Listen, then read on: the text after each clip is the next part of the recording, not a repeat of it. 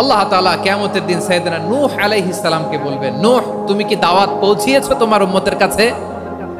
নূহ আলাইহিস সালাম বলবেন, হ্যাঁ আমি পৌঁছিয়েছি। এবার নূহের উম্মতকে আল্লাহ জিজ্ঞেস করবেন, এ নূহের উম্মতেরা, তোমাদের নবী নূহ কি দাওয়াত পৌঁছিয়েছে? নূহের উম্মত বলবে, না আল্লাহ, আমাদের কাছে কোনো সতর্ককারী আসে নাই, কোনো নবী টবি আসে নাই, কোনো দাওয়াতও আমরা পাই নাই, আপনারাও চিনি নাই, জান্নাতও চিনি নাই, জাহান্নামও চিনি নাই। নূহ আলাইহিস সালাম বিপদে পড়ে যাবেন। তখন আল্লাহ বলবেন, নূহ তুমি বললা পৌঁছিয়েছো, তোমার উম্মত বলে কিছু পায় নাই। নূহ তোমার কি কোনো সাক্ষী আছে? তোমার কথা আর তোমার উম্মতের কথা তো মিলে না। তুমি বললা তুমি আমার নির্দেশনা দাওয়াত পৌঁছে দিয়েছো, কিন্তু তোমার উম্মত বলে পায় নাই। নূহ তোমার পক্ষে কোনো সাক্ষী আছে?